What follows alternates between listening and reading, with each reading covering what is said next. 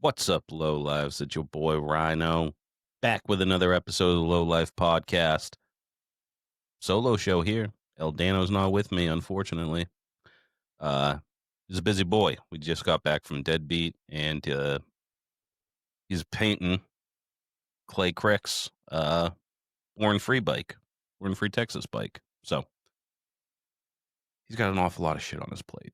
So I said, Dan, why don't you take the week off? And he was like, thank God. So he's in the garage right now. He's spraying paint, and he's going to become a famous painter. So hopefully after he does that, he still wants to hang out with me. But yeah, you just got Ryno. Oh, what's that? You want to know where I got this shirt? This sick ass Idle Hands Show DIY or die shirt. Good mail day today. Great mail day. We'll get into that in the shout outs, but first up, I just want to say what we're going to be talking about this week. We're going to be talking about the Deadbeat Retreat recap. So that just happened this past weekend. The boys, we went up to the Catskills to the Blackthorn Resort, partied our asses off, and I had a lot of fun. So we'll talk about that. We're also going to be doing the GoFundMe drawing. So this is for August. Triumph 650 head has two of these enricher knobs. If you donated anything to the GoFundMe in the last month, I put you in a drawing. So I think it just has everybody's name. It doesn't have like Instagram names. So when you hear your name, reach out. Okay. Yeah, let's get into. We got a lot to go over. I'm going to do the recap. I also want to do the drawing, and got plenty of shout outs. And I think if we have time, we're going to visit Ryno's mailbag.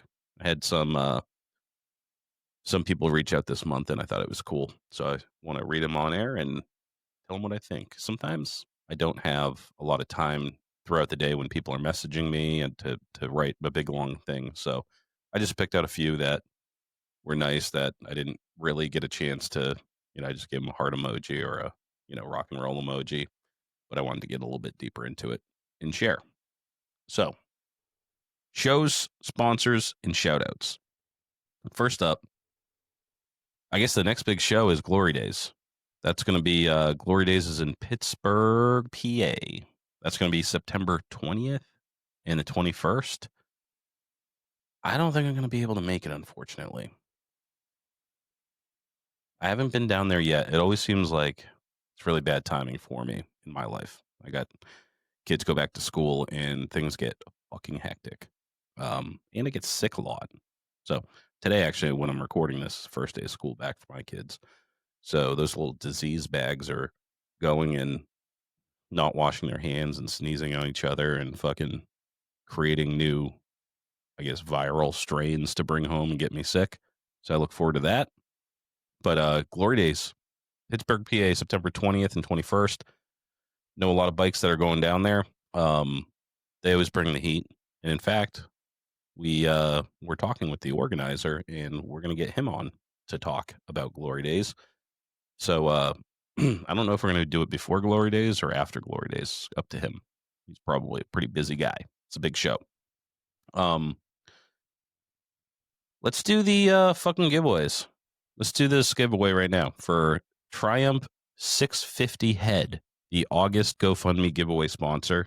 Just to refresh y'all's memory, we got, you can see that business card. Tank Brown's Custom Cycles, Triumph 60 at Triumph 650 head on Instagram. He was kind enough to be our first giveaway sponsor. Look at that. 2 birds. You want to do a double stack of super ease? Put these enrichers on there? That's pretty dope, dude. 2 birds. I've been fiddling with them a lot. They fucking are really fun as a fidget spinner. But someone's going to put this on their motherfucking bike. I'm going to... Well, I took the liberty of putting everybody's name into our spin app. So I just put everybody in there. $1 equals 1 donation. Raise hundreds of dollars. Right now, I think we're at 20% of our goal on GoFundMe. So we're trying to raise, again, We're trying to raise 10 grand for the winner. I want to cut 10 grand for the number one winner of the Idle Hand show. That's my goal. We have until July to do that. This is community funded. This is a community event. So it's up to you guys. We, the Lowlife podcast, we're kicking in money from our Patreon on behalf of our Patreons, really. So we get some money from them every month. We're kicking in. So far, I think we've donated $1,000 or something like that, or $600. I should really know that. I just throw money around. It's usually late night when I'm in the spending mood. But we're kicking in money every month on behalf of our Patreons to try to get to that goal. The more Patreons we get, the more money we'll give. So if we get 10 new Patreon hood rats, that's the $10 a month sponsors, I'm going to up it to $200 a month, guaranteed. So we've already done, I kicked it off with 500. Then we're doing like $100 a month right now, but we have a lot of show expenditures and things like that. But if we can get more Patreons, I'll kick in more. So sign up for Patreon, Hood Rat. We do Hood Rat stories. We do giveaways. We do free content sometimes. I've been really busy this summer, so I'm kind of fucking up, and I apologize to all those Hood Rats out there. But we got a lot going on. All right, I got the show to run, and I'm pouring all my fucking energy into this Idle Hand show. Making things happen, Captain. So sign up for Patreon, and we do some cool shit, when I can. And then you're supporting the best chopper podcast in the world. If there's a better chopper podcast than this one, send me it. I'd like to listen to it. I don't believe you. Okay? But if you want to get in on next month's sponsor, we're going to do a sponsor every month. We have people lined up for the next couple months. We're going to be doing giveaway every month. So in September, if you donate, every entry, every $1 equals an entry. So you give $1, you're in there for one. And in fact, I was actually looking at this, and you guys let me know what you think. But nobody donated less than $5. So I was thinking maybe $5 equals one entry. But you guys let me know. $1 is easy to say, dollar entry, dollar in and $1 out, gets you an entry. But maybe it's $5 next month. I don't know. I'll let you know. But donate to the GoFundMe. I got your name. I put you into the Spin app as, some people actually, Brian, he donated like $60 over the course of the month. Like, I think it's just every time he gets paid, he kicks in $20. So that's another way to do it. Just kind of sustaining membership, and really appreciate it. Whatever you can, this is all going to go to a dude, or a dude, could be a gal, girl, a boy or a girl, right? Call them both dudes, right? I hear girls call each other dudes. So dude is just, ubiquitous. I don't know. It covers everybody. Dudes who built a bike, built the best bike, and did it the right way, right? Where they built things, they fabricated things, they did it all by themselves, and they deserve something for that.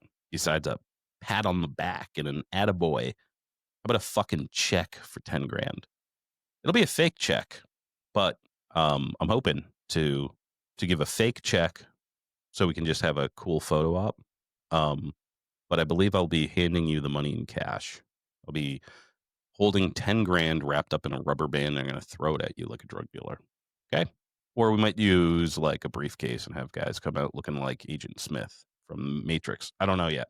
We're going to do something fun, but it's going to be 10 grand. I'll make that motherfucking, you guys can make that happen. We're already at 20%. We got like a year to go.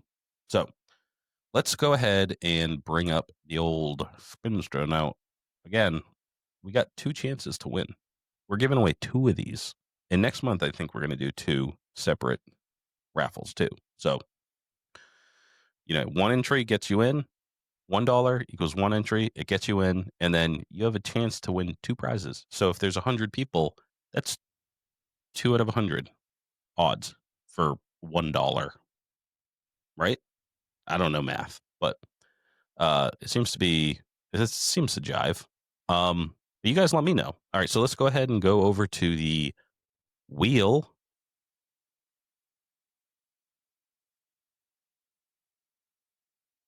All right.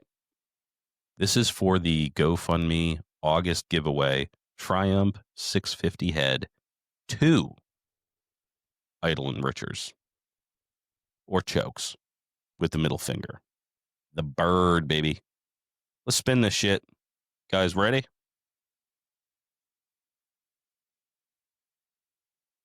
Look at all that. Look at all these entries. You guys are beautiful bastards. Really, you make my fucking heart sing. Sean Shea. Sean Shea. When you listen to this, hit me up. You won, buddy. You won one of these enrichers. Hopefully you have an SNS. If you don't, give it away to your buddy on his birthday if he has an SNS. Sean Shea, congrats. You won one of 2 birds. Let's draw again. How exciting. I'm waiting with bated breath. If it's Sean Shea again, I'm gonna redo it. I think he's in here a few times.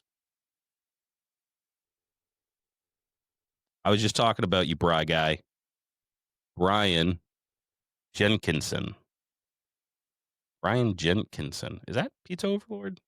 I don't know his last name. I know his first name's Brian. Brian, Bry guy, you won the second one. I was just talking about him too, right? He just kicks in $20 here, $20 there. And look at him going home with a custom middle finger SNS enricher knob. All right, thank you again, Triumph 650 head. Reached right out. We said, yo, we want donations so we can do some raffles. Bang. Immediately, he was like, gotcha. Sent in the mail. Got him. Signed, sealed, delivered, baby. Let's talk about if you want to become a sponsor of the Idle Hand Show and sponsor these raffles, you get a little bit of free airtime for your audience. You know, everybody that listens to this is a chopper guy or a motorcycle guy at least. I don't think anybody's listening to this for the fucking comedy, right? They're certainly not listening to it for my ass. So there's probably a few ladies that watch it for Dan. A couple of gay guys too. But let's talk about if you want to become a sponsor of this Idle Hands raffle shit. You got some parts you want to fucking, you make shift knobs, or you make fucking parts, or you even t-shirts and shit, like whatever you got, you know. Don't give us old crusty parts though. Don't give us like a beat up old, you know, like Savage engine or something that doesn't run. Like something that I can mail would be nice. Just hit me up in the DMs on the Idle Hand page or on the Lowlife page. Let me know what you got. If you got custom parts or prints, if you're a fucking, you know, leather worker, you got like a wallet you made or something, everything helps. And the more we can raise, the more money that we can raise for these people. Dan and I are not taking 1 red cent. The GoFundMe, we're not paying for a venue. Harley's hosting us for free. It's a free show. You get to go there for free. We're doing this for the chopper community and rewarding people that we think hold the ideals that we care about. Doing it yourself, doing chopper shit, doing it the right way. So if you're about that, please do support us. Next month's giveaway sponsor is our boy Jean-Luc. Stay Strong Co. He's got, I'm going to bring this in, the shits in the hotter than hellfire Lowlife chopper sauce. I'm like, I got like this much left of this bottle in my fridge right now. You mix it up with a little sour cream, dude. Put that on your taco. You'll be seeing Tweety birds, dude. That shit is the best. The shit in the shits, I mean, I can put, a jar doesn't last me a fucking week. I put it on everything. Eat that shit on my Cheerios, bro. So we're going to do, this is one giveaway. But Jean-Luc, he's a jack of many trades. He dabbles in resin casting. So we have this velocity stack. Yes, it comes with the screen. And yes, it comes with the bolts. It's like a fucking, I guess I'll call it Lowlife green. That like lime green color. It matches the set here. This is also for an SNS. So, despite Dan and I both being huge CV guys, all the stuff that we're giving away is for SNSs. But I think that's what a lot of guys run. So, but that's not it. You want something to match that green velo stack. How about these cast skulls? Also with the Lowlife lime green valve stone caps. That's going to look fucking trick, dude. So like I said, stay strong, Co. Anybody who donates, you donate $1 in September, you're in on this. All right, we're gonna draw twice again. Even sent some stickers and some magnets and shit, some swag we're gonna throw in. Get in on that shit, man.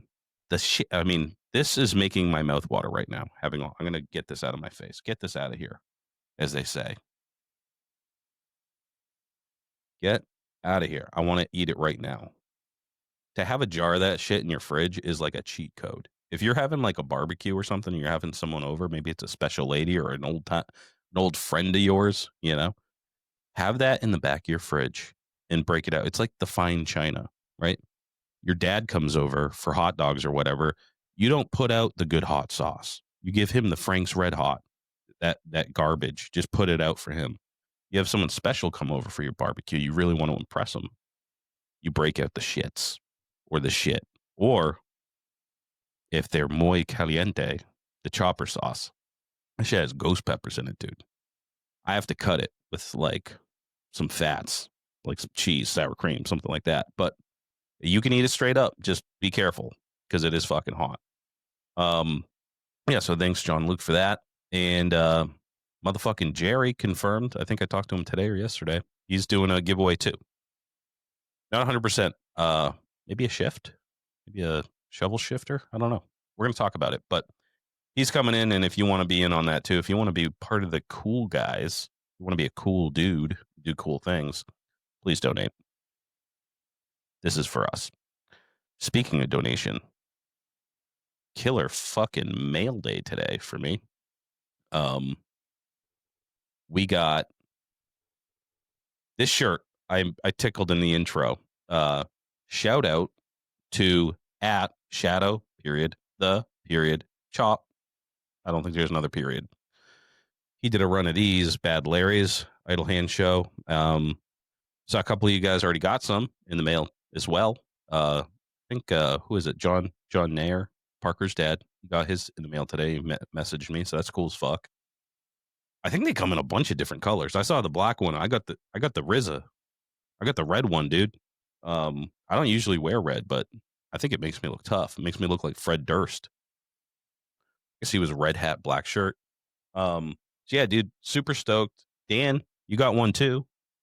An extra small he sent. Hopefully I got your size right. But yeah, dude. Here's a close up of it. DIY or die, idle hands.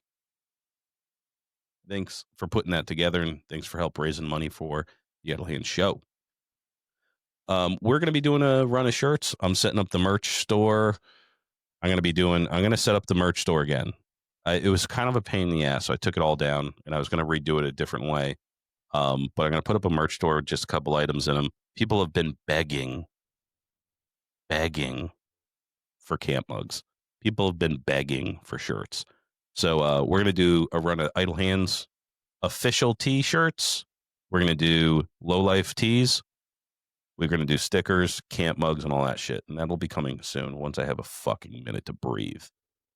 The other mail that I wanted to talk about, fucking Revenant Chop, dude. He said, "What's your size, bro?" And he just sent a whole fucking care package, shit ton of stickers. He's in the Idle Hands show. Revenant Chop Co. Choppers till death. Where's he out of? Man, I need my fucking readers to see this. Goddamn dark in here. I don't know. There's a QR code. But Revenant Chop on Instagram. He's in the Idle Hands show. He has some cool ass merch, dude. Check this action out.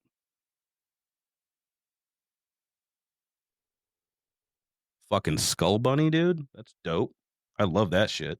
But this really took me by surprise. Hawaiian shirt, dude. It's fucking sick. And look at it, it's all branded and shit. Revenant Choppers on the inside. till death. Till death, dog. It's got some flowers, some helmets, some lightning bolts. Fucking appreciate the shit out of you, dude. Yeah, Revenant Chop, dude. Appreciate what you're doing, helping out, and sending me some swag. I love swag. Guys, if you have swag, if you got fucking t-shirts and shit you want me to wear, I will gladly wear them on the show. I love a free t-shirt. So if you have a shop or whatever you want me to rep, if you send it, I'll wear it on the show. That's free advertising. So can't have enough black tees. And apparently I can't have enough red tees. I think this is the only red tee in my wardrobe. So yeah, dude. Super cool. Thank you so much for fucking hooking a brother up. And again, we're gonna get the store going. But if you, in the meantime, all right, if you're listening to this and you want just a Lowlife t-shirt, we have t-shirts and stickers. We had them out at the fucking Deadbeat Retreat. We still have some sizes left. So it's just a plain black tee. It has the fucking Lowlife logo on the chest. Just a simple black tee. It's a Gildan 5000, if you care, or if you know. Kind of a heavyweight boxy tee. I like that. I like it tight around the neck. You know what I mean? Keeps the moobs down too. But hit me up. DM the page if you want a shirt. I'm gonna send shirt and sticker out. Let's say $25 shipped if you don't live in Alaska or Hawaii. I'll send it to Alaska or Hawaii or fucking Canada, but I'm gonna have to calculate the shipping on that shit. But if you want a shirt and a sticker, just DM the page. Lowlife Podcast. Be like, yo, I want one, and I could probably do it for $25. Capiche? All the money for the t-shirts too, by the way, I'm just putting toward the idle hands. So until we sell out on shirts, all that money, anything extra that we get is just going in the till. And you can see, go to the GoFundMe. The links in the bio. Links in the bio on the Lowlife page. Links in the bio on the Idle Hands page. Donate if you can, when you can. You know, I'm just going to post shit every once in a while just to remind you, oh, yeah, there's a GoFundMe going on. We're going to get some more, giveaway sponsors, but we're also going to try to get some bigger sponsors involved with the show. And hopefully they kick up some cash in too. So ideally, a 10 grand for the winner. If we don't meet our goal, it's going to have to change. I'm hoping, I'm confident we will be able to by the end of this. But I would love to be able to do second, third prize. And if we raise like 20 grand or whatever, second, first, second, third, and then B side, right? So we have the A side show and the B side show. So yeah, just a quick recap. So you're listening to this, it's the end of August. I don't know when this is coming out. 8th or 9th or some shit of August. So it's basically September. Idle Hand Show is going to have its first cut in October. So we're going to put out on IG, we're going to message, we're going to heavily message that last week in September. You have 1 month to get your shit together, okay? We have 150 bikes in right now. We're cutting 100 out. All right? So post some shit. Let us see what you're doing. There's a couple dudes, guys and gals that post all the time. They tag us in it, and I throw it up on the story religiously. I mean, I think I might miss some now and again. I'm not super suave when it comes to social media, but if I see it, I post it, just throw it up there. And I love seeing what you guys are doing. People are working in CAD. People are fucking doing shit that you should do on a plasma table with fucking drills and shit. Just cool fucking shit, dude. So we want to see what you're doing, but that last week in September, or maybe we'll just say by October 1st, right? But we're going to start heavily messaging. We're going to do another thing where you have to, if you're still in it, I'm assuming a couple people dropped out. Like they were just like, oh, I didn't, because some people were like, what did I just sign up for? I don't even know what this fucking thing is. That week, we're going to just do another collab post, just like how you entered. This time you're going to show your progress, and those progress pictures are going to be sent to the judges. Big Truth, Easy Co, Long John Chopper Co. They're going to look at those pictures and just, they're going to look at your fucking, those pictures, and then they can go and look at your profile and look at your stories and look at your fucking shit. And they're going to whittle down to 50. to move on to the A side. Everybody is still in the show. If you don't make the first cut, you're still in the show. You're on the B side. So don't let that stop you, because again, if we raise enough money, we're going to have cash prizes. And if not, we're going to have other prizes. You're going to get trophies. You're going to get, you're in a show. You're in a fucking chopper show alongside. We're going to have invited builders. We're going to have fucking the A side guys. And it's going to be a fucking awesome show. So don't stop. Winter's coming. This is when we need choppers the most in the Northeast. If you live in fucking Florida or whatever, okay, I guess it gets a little nipply for you down there at night in December, sometimes maybe. But if you're in the Northeast, dude, you need choppers to stay alive. They literally saved my life. I don't know what I would do if I didn't have a hobby. What do you do in the wintertime? You like, am I going to go skiing or something? That would suck. So keep with it. October 1st is going to be the cutoff, but we will be messaging heavily on Instagram that last week. Get your submissions in. October 1st is the cutoff. And then I don't know how long it's going to take to judge. It's our first time doing this. Okay. So, but with it, by the end of October, we'll know who the 50 are that are moving on. And yeah, it's just going to be sick. We'll have another, we'll do another hashtag or something for B-side so you can stay in on the fun, you know, like Idle Hands B-side, something like that. Anyways, yeah, I'm super stoked on the show, man. And I'm really, really, really happy that other people are stoked too.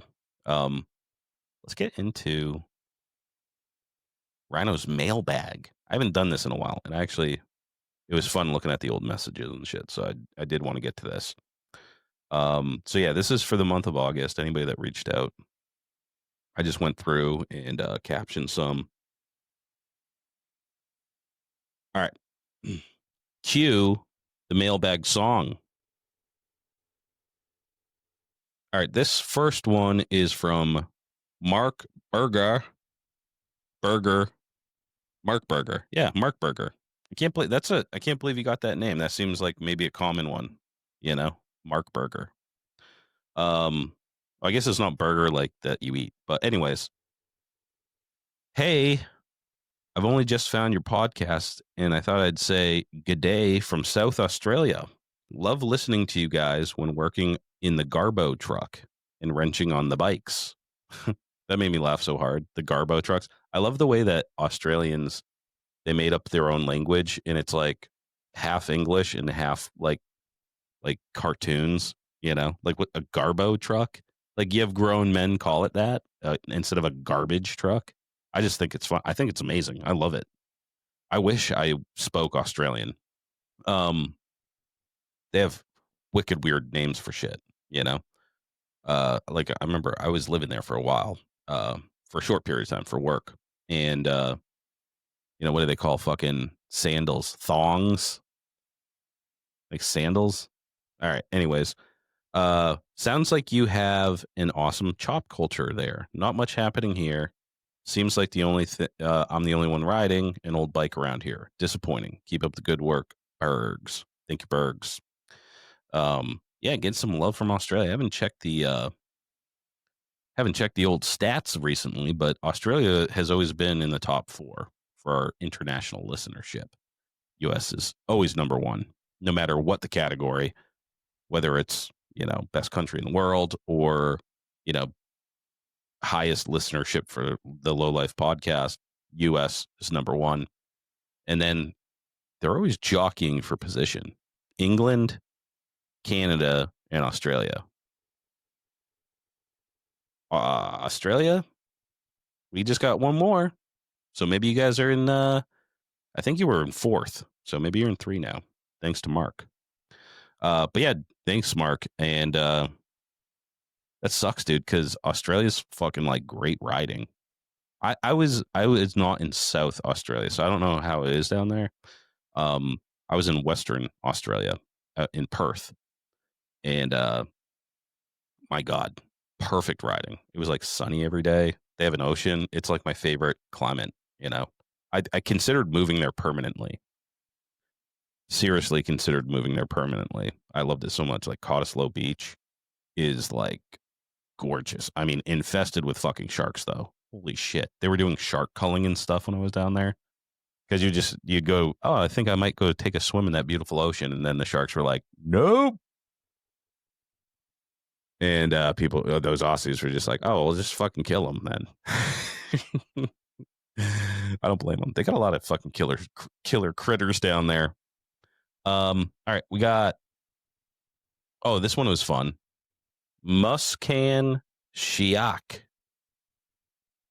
Muscan Shiak. He goes, "Hi, sir," and that was it. I didn't respond. I just thought it was funny. Like, you're obviously not a fan of the show. You're obviously like either you're trying to scam me for something, right? So you just say hi, sir. That's not how we talk. If you knew anything about me, you would never say hi, sir. I'm definitely not a sir. So fuck you, Muscan Shahik. Unless you are a fan, and sorry I didn't reply, but if you're listening to this, just clarify. Just be like, oh, sorry for calling you sir. Just call me a dude. Oh, okay. And by the way, if you guys are messaging me and you don't want me to fucking read it on air, just let me know. Just be like, yo, keep this on the DL. There are some that I didn't, that are obviously I wouldn't say on the air. This is mostly just like nice stuff, happy stuff. But let me know. All right. Corey Era Davis. I'm just going to say, even though there isn't a huge access to chopped, another Australian, I didn't even realize that. There isn't a huge access to choppers in Australia. I'm still rebuilding my lowrider ST. And the creative shit all comes from this show. That's awesome, man. Maybe Aussie is up there. I should go check that. That was 2 in this month. I think we have like 20 people that listen to this show. So that's like 20% of our listenership. I have a whole new tin set sitting in my office. In my office. Sorry, guys, I can't read. I'm a high school dropout. And over the coming months, I'm going to work with one of the local painters here, and I'm trying my hand at painting myself with supervision, of course. Danny would love to hear that. That's awesome, dude. Yeah, definitely. That's the way to do it. You get a local painter, buy him a fucking 12-pack, hang out in the garage, and then he'll give you some tips. People like that like to give, like, if you're interested in something, like if someone's seriously interested in something that I'm interested in, I don't mind sharing what I know. If I was like a painter and I was passionate about painting and someone else was like, hey, I want to paint, and they were genuine about it, they loved those types of people. That's how graybeards and their proteges, they meet up, because there's the old ornery dudes and they're like, fuck this, what's this country coming to, hell in a handbasket. And then some kid comes up to him and is like, I like shovelheads. And he's like, that's fucking kind of cool, let's break his balls a little bit and see if he cries. And then if you don't, they're like, okay, he's with it. I don't mind imparting all my decades of knowledge to this man. So that's awesome, dude. Yeah, go get it, dude. Local painter, even if it's a car painter or something, like, they know their shit, and they'll look at a fucking set of tins and they'll be like, yeah, I could probably spray that in like 3 minutes, dude. Painting a car must be insane. The amount of coverage, like all the paint. Like, dude, I think painting a bike is expensive. I don't know what you car dudes do. I don't know. I'm not in that world, but all right, so it won't be idle hands material. I beg to differ. Maybe B-side versus A-side, but you never know. You might surprise yourself. I was blown away when I did my first like paint job that I really took, where I wasn't just like flat black, maybe we'll put a shark on the side. When I actually like really tried, and I was pretty impressed with myself. It looked like shit, but it looked better than most like rattle can hack jobs, I won't be idle hands material, but I'll be trying everything from prep, pinstriping, silver leaf, and we'll be painting the word Lowlife across the windscreen. Dope, dude. I love that. Rep the Lowlife. If you're a Lowlife, guys, tell me if you want some of those types of things, like windscreen decals and shit like that. I think that'd be dope. I think we should have a secret tattoo that we all have. You know what I mean? Wouldn't that be cool? Like, it's a very specific Lowlife design. Probably simpler. You don't want the word podcast on you, probably, right? Like 30 years from now, people are going to be like, what's a podcast? It's going to be like fucking an 8-track. Nobody's going to know what it means. But Lowlife, that word's here to stay. So maybe we can come up with a Lowlife tattoo. Earthward Jimison tattooer. Come up with a fucking Lowlife tattoo that everybody gets. That'd be dope, dude. Painting across the windscreen, trying to go for an 80s club style on a modern bike. I love that 80s club style, dude. I think I'm doing that with the shovel. I got a real short wide glide, and I might do the dual discs, short little fucking sissy bar. I it's tough as fuck, dude. Yeah, Corey's a good dude. He always reaches out, helps, supports the show. Words of wisdom, words of support. Appreciate the fuck out of that. I tell you what, guys, I'm just gonna be real with you. Sometimes I get burnt out, and the last couple days I've been real burnt out, and I've been like, fuck it, fuck this shit. I'm not gonna do. What am I doing this for? You know what I mean? But it's shit like this when people reach out and we're like, dude, love the show. You guys are funny. You guys are cool. Here's some shirts. Here's some stickers. Here's some shit to give away. People that like it really bums me out when people are not as into it as I am. That's the thing I realize about myself is that if people aren't as fucking jazzed about the shit that we're doing, I'm like, what the fuck? Am I doing something wrong? You know what I mean? And it bums me out. So I literally get like, ebbs and flows, So shit like this, like reaching out and just words of encouragement and shit, or just funny. Dude, I like seeing funny memes and stuff. So send me funny memes. Just engage with us, because you never know. Like these came in. This month was hard for me. All right, I have a bunch of personal shit going on. Trying to do failing in a lot of areas of my life. But having people reach out and be like, yo, this shit's dope. And I'm as jazzed on choppers as you are. That fucking shit perks me right up. It's like drinking a cup of fucking coffee. Lastly, he said, I am willing to break my sobriety and have a drink with you legends at Deadbeat 2026. Booked the PTO at work for all of August off next year. That's fucking dope, dude. Yeah. I will get sober starting right now and then break my sobriety with you. How about that? That's huge, though. That would be awesome to see you at Deadbeat, dude. Booked fucking PTO at work already, dude. He must have seen the, when was this? Oh, this was before Deadbeat. He must be really ripping now to get out to Deadbeat because all the fucking photo dumps and the videos and the reels and shit are coming out. And it was like, yeah, that was a pretty good time. All right, thanks, Corey. We got, oh yeah, this one was one that came in at a clutch time. This one came earlier in the month. Lowlife crooks.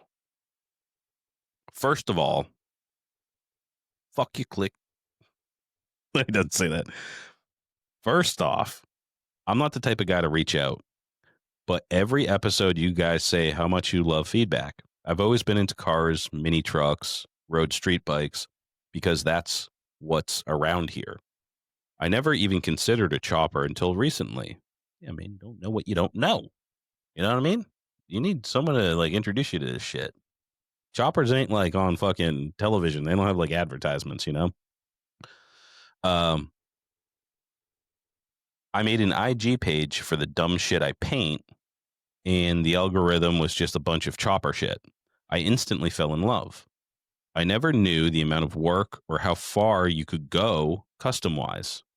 Yeah, dude, I mean, it's endless opportunities. Like there's so many different platforms, so many different bikes. There's so many styles. And the best part about it is choppers specifically, you can do anything. You can make that thing have a fucking 10-foot long front end, rides like shit. Doesn't have to be a performance. You know, like if you're into performance bikes, again, I think I mentioned this last episode, but it's like these are your performance parts. Like this is the best sprocket, or maybe there's 2 or 3 that you can choose from. And then everybody's bike looks essentially the same. You know, they all have the same risers. They all kind of look the same because they have all the same bits. Because it's about the performance, and I'm not knocking it. I'm just saying, like, yeah, they have a custom paint job, but even then, you got the Dyna Bro paint job. Like they all kind of look the same. You know what I mean? Like they have the panels and this and that. They look cool, you know. And I'm not bagging. I wish I had one. They look like a ton of fun to ride. But with choppers, it's like you can do fucking anything. You put 4 wheels on the motherfucker if you wanted to. Fuck, I lost my space. Okay, I don't know why I hadn't made the connection earlier. Fast forward, I find you guys. Y'all are the shit. Y'all. You must be a Southern boy. Maybe out west.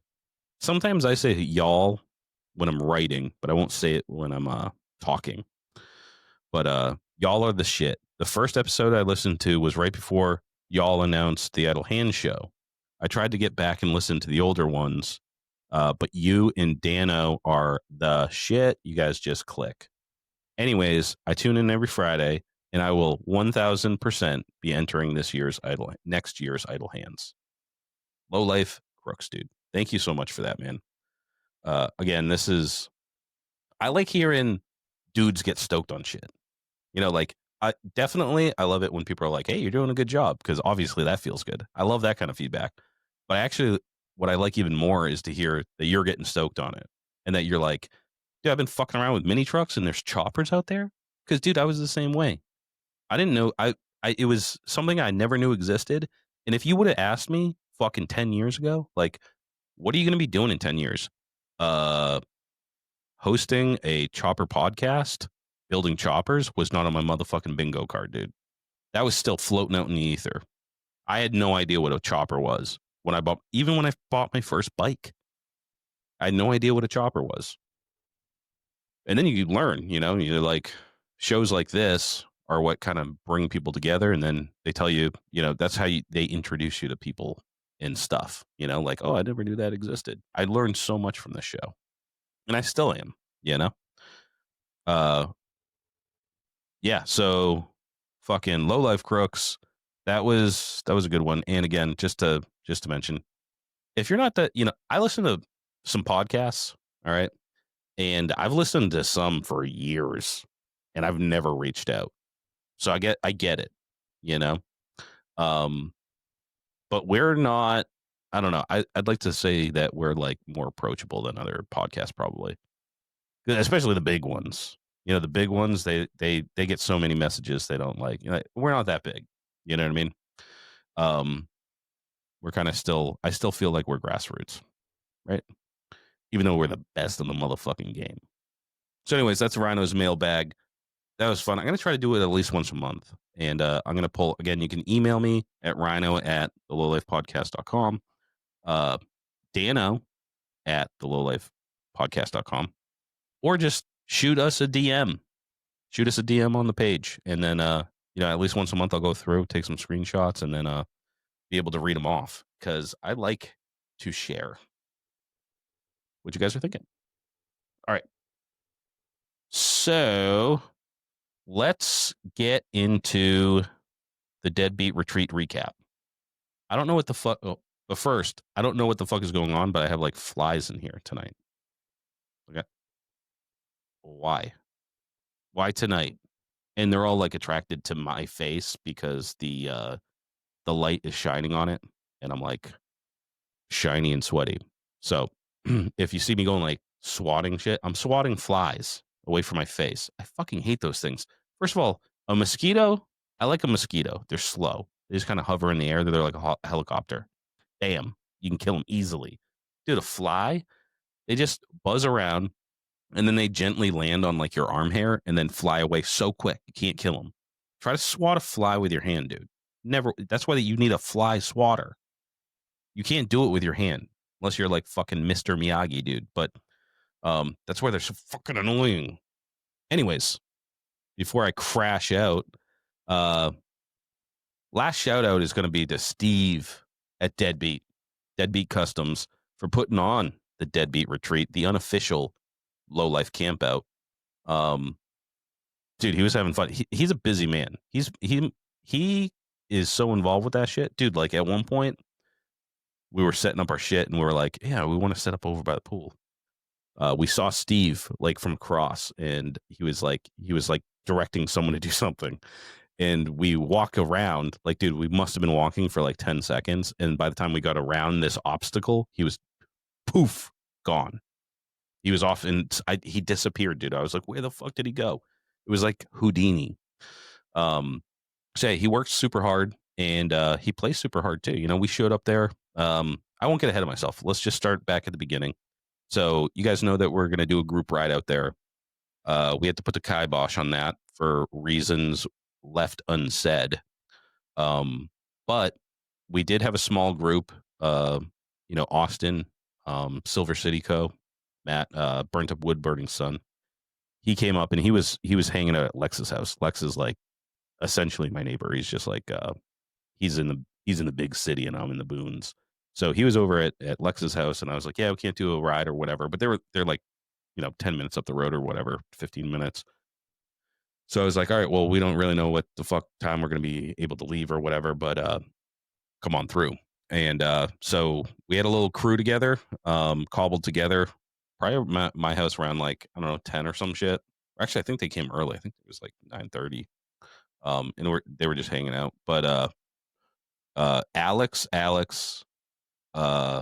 which actually Alex, I called him Alex this weekend. He said, don't call me Alex, Lex. Nobody calls me Alex. So Alex, Lex, and what the fuck?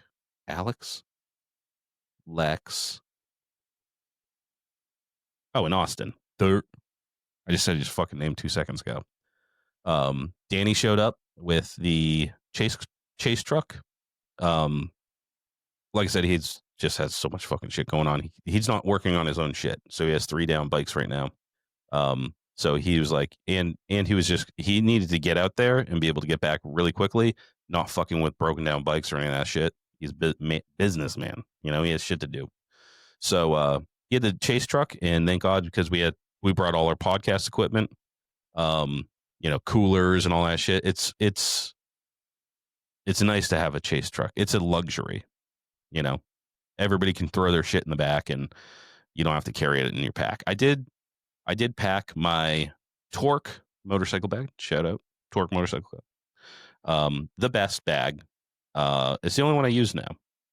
It's great because it's just a big chasm. And you can roll it down mad small if you don't have a lot of stuff, where you can pack it all the way to the top. And it's weatherproof. So I just use that. In fact, it comes with backpack straps and I never use them. So I cut them off actually this time because I never use them. I'll never use them. So I just took a razor blade and cut them off, and it's just a sack. It's beautiful. It's perfect. It's waterproof, and it's just a big hole I can stuff shit in. And it has some, oh man, I always get this wrong.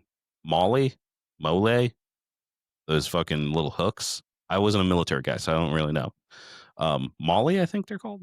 Molly. Anyways, they have some of those on the front, so you can strap, put your cords through, put some fucking carabiners, put your Lowlife Chopper Podcast camp mug if you're lucky enough to get your hands on one of those. And yeah, just a few bungee cords in case I picked up anything else. All I had in there was some, you know, change of clothes, about 15 pairs of underwear in case I shit my pants 7 times, and a bottle of tequila. And then in Dan's truck, I had a fuck ton of Malort. I packed up all the Malort, and we were giving away free Malort all weekend long. But yeah, it was the perfect fucking day to ride. 75, sunny. There wasn't a goddamn cloud in the sky. Dude, I think I saw one cloud. It got scared and it ran away. It was just blue. It was just blue and sun. So yeah, we hopped up, hit the fucking gas station, gassed up real quick, and then we're off. Austin was leading. He has a nice new bike with like GPS and shit. So Austin was leading. I was just right behind him. And yeah, there were no breakdowns, I don't think. Yeah, we didn't have any any problems on the way out there. I think my hat flew off at one point. I'm a bald guy, so I always wear a hat. My hat flew off at one point and I had to go get it. That was like the shittiest part of the ride. I just had to turn around and pick up a hat off the highway. But we took all back roads, stopped up at Hogback Mountain. Every year we go, it's like raining or overcast or shitty. I've never been here where it was clear like this. So we're like, fuck it, let's stop. And we got some fucking panoramic views and shit. And they have a little shop there.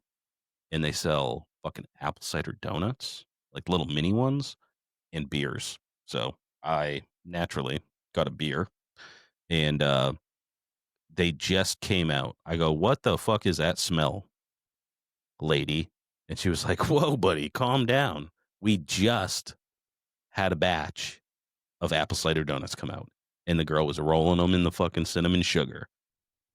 And I'm not a big sweets guy, but I'll house an apple cider donut, dude. I'll house them.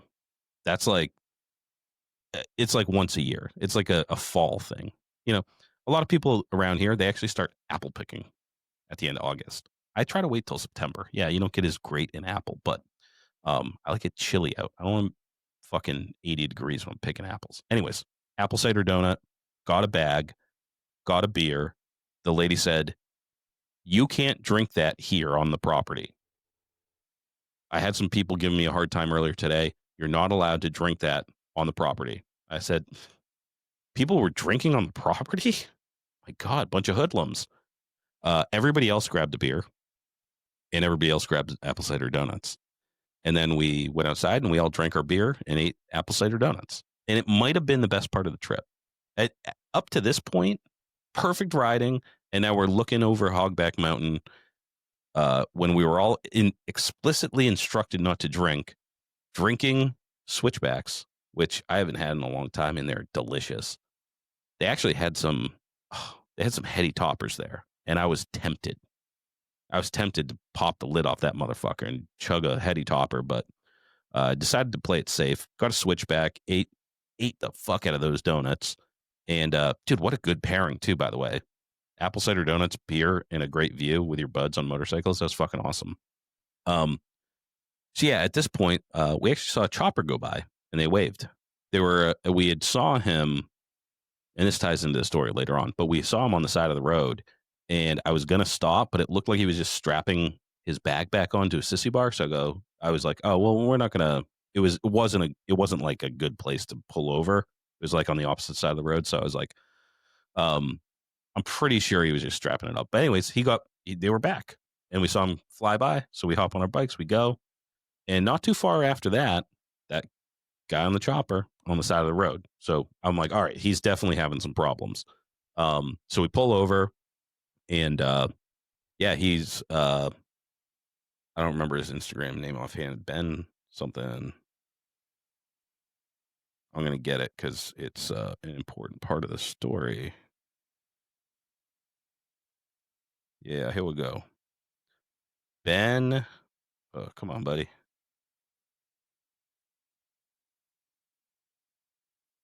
Yeah, I'll get it later. It'll come to me. I'm gonna just look it up. You guys can just be patient. Be patient. I got it. At Ben Ard Benjamin. Bendard Benjamin. Ben Bedard. Oh, Ben Bedard. Okay, so that's his last name. Bedard Benjamin. That's hard to say. But Bedard Benjamin, we pull over and we're like, you all right, bud? And he's like, his fucking battery's dying or his bike's not charging. He goes, keeps on cutting out like while he's riding. He has an iron head. And we're like, oh fuck, you good? Or like, you need anything? And his buddy had like a jump pack. He was just jumping it. Every time it died, he'd just jump it and he was good to go. For a little while anyways. So he was like, oh dude, I'm a fan of the show. And more importantly, I'm in the Idle Hands show. That's the bike he's building for the Idle Hands show. And I was like, what the fuck, dude? So he had a couple of different options for a bike, but he was like, yeah, he had it in pieces. He's building it for the Idle Hand show. He wanted to show up to Deadbeat on a chopper, so he just threw it together real quick. I think he had a battery like on the sissy bar too, like chopper shit. So he just threw it together and started riding it. Yeah, of course you're gonna have some problems. But yeah, he just jumped it and he was like, yeah, dude, we'll see you there. We'll make it. Maybe I don't know what it is. Like it might be a battery. It might be a fucking charging system. It sounded like a dead battery, like a battery wasn't charging. I forget what he eventually figured out it was. I think it might have been the regulator or something. But anyways, he was like, all right, peace. See you there. And we're like, Godspeed, son. If you need anything, just hit us up because we're not that far right ahead of you, So yeah, then we just kept on chugging along. We skipped Albany, went around, hopped on the highway. That part went really so much better than last time. Last year we got stuck. I mean, number one, we went through Albany, and Albany is an absolute shithole for bikes. Just cobblestone walkways. Fucking people fented the fuck out, like shuffling around across the street and shit. You're dodging fucking homeless people. So we just went around it, skipped all that shit. And then I think we did like one last gas stop. There was like 100 miles or 80 miles left to go. And we're like, let's just jam. Everybody's gas tank should be able to get to Blackthorn on this. I took the Softail, so it was a breeze. I actually got, I swapped out the seat on it because the seat I had it's cool. It's a little white one, but it doesn't curve up in the back. So every time I hit the throttle, I just slide back. I just slide right off the back, and then my ass gets pinched between the fucking pinion pad and the fucking, oh, dude, it's stupid. So I popped on just another seat, a little wider seat, and it had a little scoop on the back. And that one was great. So pretty comfy ride out there. Like I said, it was fucking beaming the entire time. That last stretch, though, I think by this time it's probably around like 2-3, and the sun is really beating on me. Your boy doesn't wear sunscreen. Okay, I wear a half helmet. I don't have a shield, so I just had my sunglasses on, my helmet, and I felt like my cheeks stinging. And I'm like, this ain't good, dude. That's a sunburn, but it's a pretty bad one. Like, because to have it hurt, like when you're riding, you don't really notice because you have the wind constantly whipping in your face. But the sun was just beating on me all day. And I was like, oh, fuck, that's going to be a bad sunburn. Turns out it was a fucking really bad sunburn. You might even, my grill's still all busted up, dude. I had blisters. Dude, when I got to fucking Deadbeat, when we finally showed up at Blackthorn, I had blisters on my nose, like bubbled up on my cheeks and on my nose, like fucking gross. So I was like, oh, sick. Hopefully it's nice and sunny tomorrow. But that's my bad. I should have fucking done something about it. But it was too late by the time I noticed. But anyways, that's what I get. Skin cancer is what I get. So yeah, we showed up at Blackthorn. We checked in. I got like the same cabin I got last time. Dan pitched his tent out front. We had a little hobo encampment. Yeah, it was just chill. That first night we showed up, people were streaming in. I was beat, dude. I wanted to like take a nap, so I like laid down and tried to take a sneaky nap. And then Dan pokes his head in and he's like, "You motherfucker, get out here! You ain't sleeping. Get the fuck out here!" So I went out there and I started drinking some beers, and we had many beers. I'm trying to remember that first night. Yeah, we went hard, dude. That first night I drank quite a bit. Yeah, so we met up with that first night, John Restrepo, longtime listener, friend of the show. I think it was the first time we've met. I mean, in person, pretty sure. I feel like I've met him before, but maybe not in person. I don't know. I drink at all the events, so my memory's a little hazy. So sorry, John. But John showed up. We were cooking hot dogs. Yeah, Dan got this cool fucking one-time use barbecue grill at Walmart for like $10. It's just like a lasagna sheet, a lasagna tray with charcoal in it and like a little grate.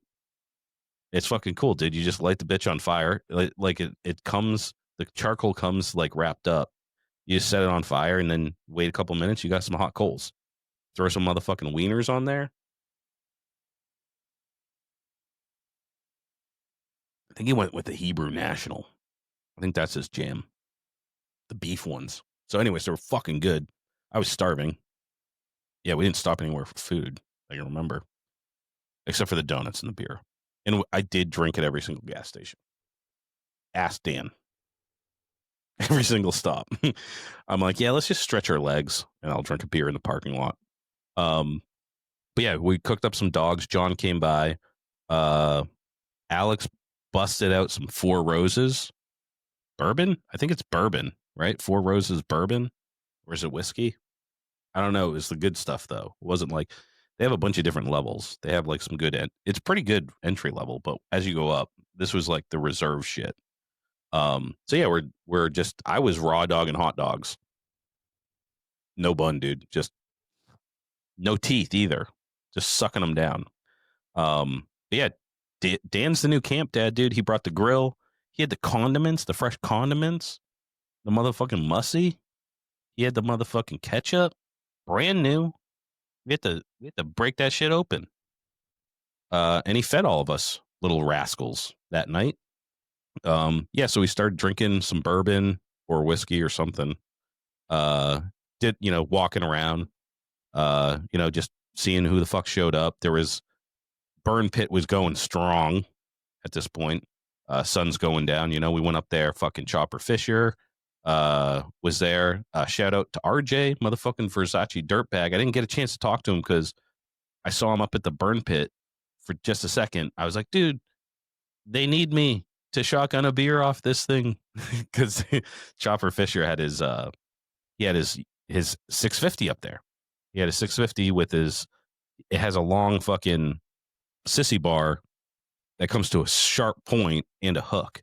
So it's like kind of a deadbeat tradition with that thing. You can shotgun beers off it. You just slam it on that. Hopefully, don't slam it too hard; it'll go through your hand. And then shotgun a beer. So he was going to do a video. You probably seen it with a bunch of dudes. I'm one of those dudes. I had already done one, so you can just see beer all over my chest. But yeah, shout out Versace Dirtbag. I wanted to catch you. I don't think I saw you for the rest of the weekend though. But yeah, I did. We're doing shotgun to some beers. They had fucking Torn in Half, fucking stage right at the Burn Pit, and Steve comes up, Deadbeat Steve, right, and he grabs the mic and he's like, he had a trophy. He goes, "I'm gonna give this to the next motherfucker that burns his tires down to the rim. I want to see sparks flying." And so fucking dude goes, "Bet." Fucking goes, and he had a full ass tire and he just smoked it. Dude, it felt like he was smoking that thing for like 10 minutes. Dude, I was standing behind him and just chunks of hot rubber were spraying me in the face, and he got it down to the fucking rim. He just got rid of that tire. It evaporated, dude. It was sick. So yeah, Burnout Pit was going strong all weekend. Again, you're gonna go watch the reels and shit. It's all over the place. People are just fucking yin yin yin yin yin. But that was awesome. That was the first time I think that we had a fucking band in the Burn Pit. Torn in Half is sick. And yeah, then we walked around. We were just trying to catch up with people. Fucking motherfucking Jerry, 812 Inc. Shout out. He's in his usual spot, right in the fucking thick of it. He parks right in the goddamn middle of the field, and he's like, "This is where I live in the chaos in the middle of the party." So I got to see him. We chatted it up for a little bit. And I did mention we talked about what getting in on a giveaway too. But motherfucking Jerry's there. That's how you know it's gonna be a party. Shout out fucking to Despro, our boy Nick. If you're a hood rat, you already heard him. He's our boy from Long Island. We see each other every once in a while, but he rode out solo, and he rode from Long Island, which is the same distance as riding to New York from New Hampshire. It's like 4 hours. So we got there, I think, at around the same time. But he came out with his boy who had a fucking sick Ford Econoline. I forget the year, but it was like, when you think of like a boogie van, like, I'm going to have sex in this thing. I'm going to smoke weed in this thing. I'm going to have sex in this thing. It had like fucking, I think it had like a dragon incense holder or something, and it was like, shag carpet the whole night. It was done up real nice. Fucking thing was awesome, dude. So jealous of that van. But yeah, he was there. We got to hang out with him a bunch. He's wicked fun to hang out with. Tons of energy, and the accent alone, like it's so thick. Like I don't know if you realize, Nick. I don't know if you realize how thick your accent is. It's so thick. You could be an actor. You could be in movies with that accent alone. They'd cast you. They'd be like, yeah, we need a guy from fucking New York. Nick's your guy. He's not forcing it, dude. He sounds like the quintessential New Yorker. Like that's what it sounds like. He could do voiceover work if he wanted to. But yeah, dude, we were fucking chugging beers, having fun. Uh, yeah, me and Lex, Lex is a big boy. He likes to drink. So we're going beer for beer at the gas stations, shot for shot. And John actually convinced us to go to the bar because, we were all fucking kind of beat. And me and Lex, when we get together, we commiserate because we're about the same age. So we get we make Lethal Weapon references and shit, like, oh, I'm getting too old for this shit. But we were trying to like we need to be coaxed a little bit at that time of night. We ain't as good as we used to be, but we can still hang. We just need a little coaxing, and liquor helps. Actually, if you drink a ton of beer, it's like time to go to bed. You pop a little liquor in me, right back in it. Okay, so we went to the bar. John was like, "Yep, we got first round." I think I got a round. There's a fucking conga line. Oh yeah, shout out Joel. What's his Instagram for his photography? Oh, Dog Food Lid. I forget his photography one, but he showed up. He was hanging out. He hopped in the conga line. The bar is fucking fun down there. There's a lot of people there. So at the Blackthorn, there's a lot of people that just go camping and they have their RVs like set up, and I guess they live here. Maybe they're retired or whatever. But so there's a lot of like middle-aged people, and middle-aged people are really fun at bars. All right, because they have a lot of money and they get really drunk because they don't have anything else to do. Their kids all moved away. So I love hanging out with like middle-aged or, like boomers, not like middle-aged, not like 40, but like 50, 60, like boomers at a bar. They're fun. They form conga lines. They get way too shit-faced. They talk a lot too. Like young people, they don't talk a lot. They don't riff. They don't go to bars and like meet new people. Boomers, that's their milieu. That's what they do. So especially if you're at the Blackthorn, you're parked in your RV, you've been drinking since, you started Bloody Marys at 9 o'clock in the morning. By 10 o'clock at night, like you're pretty fun to be around. So anyways, bar got off the chain. Again, we had some footage of bikes rolling into the bar through the front door, not rolling, like ridden into the bar. They have a burnout pit out back, an aerial burnout pit. So yeah, that was super fun. That first night, I don't remember how it ended. I think I don't remember how it ended. I don't really remember after the bar. We'll say I remember going back that. I mean, I wasn't like out of my mind, blacked out or anything, but like things get a little fuzzy at that time of night. So anyways, woke up in the morning, went on a dunks run. Me and Lexi. Need my dunks, dude, in the morning. Went back, and then we started scouting the place to set up where we're going to be for the day. So if you haven't been to Deadbeat before, Friday night, people are coming at all times of the night, like all during the day. So everybody that's going to be there is pretty much there by Saturday. People are really hungover in the mornings, but people kind of migrate and start doing shit. We knew the pool opened at 11. So we wanted to get our equipment, our podcasting, equipment and our desk and everything set up in the pool before anybody got there. So we scouted it out. We got the power outlets all located. And right at 11 o'clock, we moved all our shit in, set up the desk. We had T-shirts for sale. We had fucking all the podcast equipment. We had every we had everything that we needed. We had everything we needed to do a good podcast. We had the mixer. We had the mics. We had the fucking headphones. We had Dan brought his fucking Wi-Fi connector, like everything was going to be good this time. It wasn't good this time. We struggled for like 2 hours. Couldn't get the fucking audio to work right. And then the absolute nail in the coffin, though, was the Wi-Fi. There's just no service out there. So even his Wi-Fi router didn't work. We recorded about 8 minutes before it dropped. So there is really bad audio, 8 minutes of really bad audio of me and Dan trying to do a podcast. Maybe I'll put that at the end of the episode or something. But yeah, that was cool. But it was the best place to be. It was a beautiful day. Again, 75 and sunny, not a cloud in the sky. Reggae pool party, right? So we're right there. We're right across from the bands right in front of us. There's, seats all around, fucking big, beautiful pool, the bar right over there. And there we are. We're all set up. I snuck in a 12-pack of the Modelo Cheladas early. So they didn't know. No outside booze there. They want you to drink the bar booze. But anyways, I had the covert booze under the table. And we just hung out. We hung out at the fucking pool, listened to reggae. Me and Dan were talking. It's like, I can't think of a better day. I can't think of anything I'd rather do in the world on a Saturday in August than hang out by the pool and listen to reggae. That's like what heaven is to me with Modelo's. And they had margaritas. I did have a margarita. So margaritas, Modelo, reggae, pool party was wicked fun. Everybody was coming and going. Shout out Junior Burke.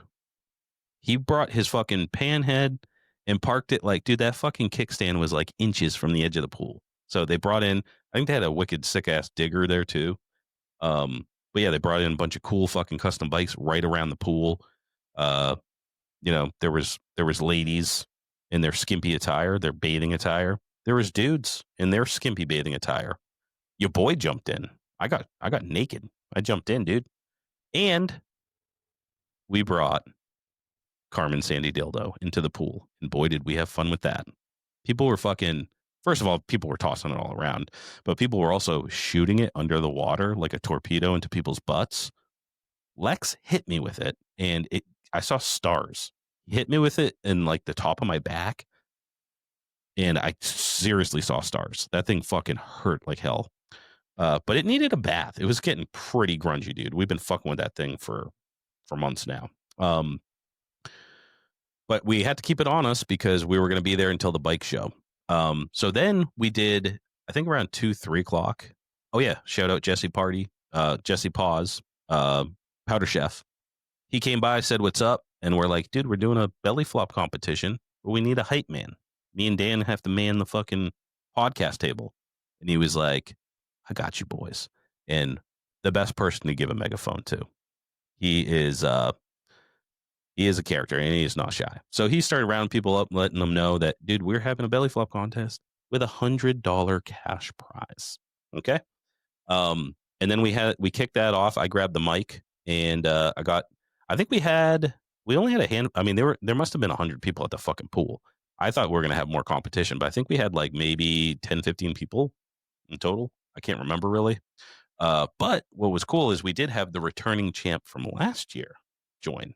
I don't remember her name, but she won last year and she's from New Jersey. But she came back to defend her title. I don't think we had a prize last year. Oh, we did. We had something. We had a trophy or something. But this year we had $100 cash prize. And yeah, Tony won it.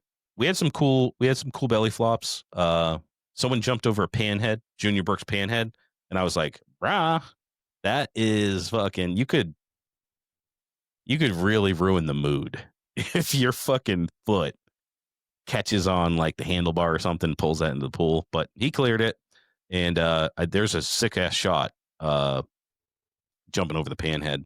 But yeah, Tony won it. Tony won $100. It was fun. I'd like to do it again next year, but I need more people. I want like 50 people, I want people doing dumb shit, I mean, we did have some backflips. We did have some big splashers. All right. So all in all, it was a good time. But then after that, we were just chilling out at the pool. We broke down our shit and we're heading out to the bike show. Everybody parks out in the field and they're giving away awards for best custom, best chopper, shit like that. And I had to award someone with Carmen Sandy Dildo on the DL. So I was just walking around this big field with a 18-inch flesh-colored penis, and we found our target. We found the new caretaker of Carmen Sandy Dildo. And you know who I decided I should pass that flesh torch to? Benjamin Bedard. Yes, the same guy that we tried to help on the side of the road, the Idle Hands builder. He's a young man and quite impressive. That's some chopper shit right there. And I know a young guy like that is going to have fun with that penis. Not like that, guys. In a childish type of way. Garage night, throw it at your buddy, bring it somewhere, like bring it in a pool, stick it to the back of your head and swim around like a penis head shark. That's that type of shit. So, I stuck it in a sissy bar. I jammed it in there pretty good. He has a really narrow sissy bar, and I just kind of jammed it in there. And then I came back like 5 minutes later, and it was like on the ground. So I jammed it back up in there. And there was people that obviously don't know the show, and they don't know what the fuck's going on. They see this humongous dildo, and they're taking pictures of themselves with it and shit. But yeah, I was glad to be able to pass that on out of my hands. I had a lot of fun with her. And Ben, I hope you do too. Don't forget to tag Carmen Sandy Dildo, and you are responsible for passing the torch. So you have to give that to someone at some point. You can keep it as long as you want, but at some point, if an opportunity arises, you should award it to another cool dude that's going to have a lot of fun. I was just like, I better not put this on one of these guys that doesn't have a sense of humor. Like there was a couple of 1%ers there. There's quite a few. And I was like, if I put this on the wrong book, I'm going to be eating this thing. So yeah, that was sweet. And then the music kicked on. So we had the bike show. There's a ton of fucking cool bikes. There was 2 bikes in particular, and I don't know whose there are. I think we did figure out whose bike there were, but I don't even know if I took any fucking pictures, actually. I'm going to ask Dan. We're going to get back to you on that. Maybe I can throw some up when the episode comes up. But as we're checking out these awesome-ass bikes, guess who came walking by? Chunky Monkey. I have never met him in person. He's out of New Jersey, and he does sick-ass painting and pinstriping and shit. So actually, Dan, he tapped me on the shoulder. He goes, is that Chunky Monkey? And I was like, yeah, that's Chunky Monkey. And he's like, no, he didn't believe it. So we got a real nice pic of them. Very photogenic boys. I took a pic of Chunky Monkey and Dano. I begged him to come on the show. He's reluctant. So I'd like everybody to reach out to Chunky Monkey Paintworks and beg him to come on the show because he was super nice, super talkative. He would be a perfect guest, and he does wicked cool shit. So Chunky Monkey, please come on our show. I want to talk to you. I think we'd be good friends. And again, his style and what he does is very different than a lot of other dudes. And he's a young guy. He showed up. I think he had like a Suzuki or something, a 250 or something chopper. Did straight ass dude. Like I think he had like a fucking fucked up ass girder on it. He just put it together that morning. I don't know who he was with. A dude that looked like he could tear me in half like a fucking phone book, though. So he's definitely cool. I know that.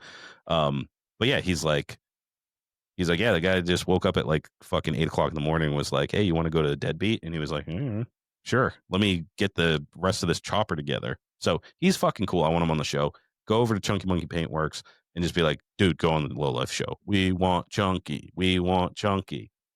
And I think it'll be a great show. Anyways, got to see him. And now the music kicks off. I got to see Goblet, Jesse's band, live for the first time. It was really fucking cool, dude. Powder Chef, dude, Jesse. He's an absolute madman, dude. He's a lead singer, and when I saw him, he was in his underwear and socks. And I think his guitarist had like a belly bopper shirt on. And they fucking shredded, dude. I thought it was really good. I hadn't I'd never seen him live for sure. I think I listened to maybe some songs like after he came on, but it's not the same as watching someone like jump around in their underwear. So he's a really great front man. I would love to go to a show. I'm gonna hit him up and see where he's playing next. But that was dope, dude. And then yeah, dude. Oh, then we were fucking I had my mind set. They had this wood fired pizza place there. So there was tons of food, right? So the Blackthorn, they have tons of food and shit. Hamburgers, hot dogs and shit, but it ain't fucking like gourmet. You know what I mean? I wanted something good because I'd just been drinking beers for the most part for like 2 days. And they had this wood fired pizza, dude. And everybody was just like, it's the best. It's so fucking good, dude. It's, like this big or some shit. They had some weird shit, dude. They had like a pickle and ranch pizza. Like what the fuck? I saw people eating that shit. Like that's a thing. I never knew that was a thing. I don't think it should be a thing. I'm sure there's people who are going to reach out and be like, yeah, pickles on pizza is good, but I don't see it. Okay. I'm a classical kind of guy. But anyways, I was like, I'm going to get that shit, but I'm not done drinking yet. It was still early enough. I had a few more in me. So yeah, we just fucking hung out and fucking partied and drank and shot the shit. And Saturday night was kind of chill, you know? Uh, I know some dudes stayed up all fucking night, but me and Dan had to hit the road early in the morning. We were trying to pound out at the break of dawn. We wanted the wheels rolling, before the sun came up. So I was like, I better not get too borracho tonight because I could wake up at fucking 4 in the morning. So anyways, me and I think it was me. Who the fuck was it with? Me and Lex. We're like, we're getting too old for this shit. Let's get some wood fired pizza and fucking ghost out. Go watch some Forensic Files, drink the last of our beer, and eat this pizza where nobody could see us. So I got a couple of pizzas. I brought them back to the spot, handed out some slices, and I went to town and they had a mortadella one. That was fucking good. It was real fucking good. I can still like taste it. That's how fucking good it was. Yeah, and then me and Dan woke up early, packed our shit for, I think I woke up at like fucking 3 in the morning. Like just cause. Like I didn't even have my fucking alarm set or anything. I just woke up and I was like, oh, I guess I'm up now. So I was all packed up, ready to go. We headed out of there at 5, and me and Dan just bombed the fuck home to his house, and then I hopped on the bike from there and I just rode home. And I was fucking tired. I went home and I went back to sleep. So yeah, dude, Deadbeat, it's always a good time. It's such a great ride out there, no matter where you're coming from. If you're coming from New York, it's 4 hours. Coming from New Hampshire, it's 4 hours. Coming from New Jersey, it's like 4 hours. Like I'm assuming Vermont, it's maybe 3.5 hours, but a good long ride. Oh, I got to see Benny too from El Dorado Bar. That was cool, dude. He just reopened. They had a fucking fire. They've had a rough fucking year, but super good seeing Benny, dude. Benny is the man. Benny is the fucking man. I saw him and his boy there. Just kind of passing. We didn't get a ton of time to catch up, but we did get to talk, and we definitely want to do something in the future. Benny's my kind of guy, so maybe we even have him back on. I was like, dude, you should just come back on. Let's just talk some shit. You know what I mean? But yeah, dude, fucking Deadbeat's always a good time. You get to meet people from all over. Now that it's in New York, you get to see, like when it was in Maine, you see a certain group of people, right? Because like that's fucking far, and now that it's in New York, you get to see a different kind of group of people. Oh yeah, shout out VP Cycles. Got to see them there.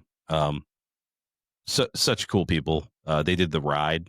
It was like 11 o'clock. They did a ride for a couple hours around. I wanted to do it, but that's the same time we had to set up. So I was like, fuck it. We'll just chill here. But it's super cool, dude. Go check out their YouTube channel. So jealous of this guy's garage. VP Cycles. He has like the fucking nice lighting and shit. But yeah, they do super cool stuff. Super good people too. Really like down to earth, really nice people. So support them. If I missed anybody, dude, I'm so fucking sorry. Like I said, my mind's not what it used to be. I was hoping Dan would be here, so he'd be like, "Oh no, that's we also met this guy and we also met that guy." But yeah, let me take a sip of this beer because it's saying it's trying to reconnect. Oh, my internet's getting all fucky. All right, so in closing, go to Deadbeat 2026. We're going to be there. We're always there. Homie from fucking Australia already has time off. Get ready for the Idle Hand Show, baby. It's crunch time. I want to see some motherfucking work this September, guys. Thank you for everybody who reached out. Thank you for everybody who's supporting us. If you want to support us, links in the bio, guys. Sign up for the Patreon. Sign up. Go check out the GoFundMe. Kicking a fucking buck. Throw $100 at us. This is by the people, for the people. Okay? I'm going to borrow something from old Abe Lincoln. Okay? For the people, by the people, for the people. This show is for us. So please do support it and reach out. Get in Ryno's mailbag. Until next week, low lives, get in the garage. Get in trouble. Have fun. Never stop chopping. Deadbeat Customs. Steve over at Deadbeat Customs is about grassroots motorcycle riders who take it upon themselves to build and customize their bike. They offer parts for all Harley-Davidson models and also custom parts for choppers, bobbers, trackers, and cafe racers. When it comes to building a custom motorcycle, they carry the best brands available. Go visit their brick-and-mortar store in Tewksbury, Mass, or at deadbeatcustoms.com. Remember, enter Lowlife at checkout and save some loot. Stay Strong Co. Sean Luke has been sent down from the heavens to bless us lowlifes with the greatest motherfucking hot sauce in the world. Sweet heat baby Jesus in the white pants heralds a message from God himself. This hot sauce is for your food. Keep it off your butthole. The shits, and the hotter than hellfire Lowlife chopper sauce. Go to staystrongco.org today and grab yourself the holy trinity of hot sauces. Oxford Co. Choppers. Chris is the original bad boy from Oxford, Connecticut. From frame restoration and repair to handlebars and hardtails. Hard parts for hard men. His hardtails are expertly TIG welded and installed in-house. Made of USA-made steel, cast axle plates, he is your man for the hardest shit to hit the East Coast since Hurricane Bob. Find him on Instagram at oxfordco.choppers. Steel City Blacksmithing. Josh specializes in handcrafted steel work right outside of Pittsburgh, Pennsylvania. Anything from custom motorcycle parts to hammers and tomahawks. Don't get it twisted. If it can be twisted, he's twisting it. Check him out at steelcityblacksmithing.com today. Beck Built Fab. Dustin is the plug for excess chopper parts. That's why we call him the Metric Man. Drum disc brakes, mid controls, hand shifters, foot clutch, modded worm gears, intakes, and more. He can do any fabrication job, weld repair, upholstery, or even maintenance. Check him out at beckbuiltfab.com.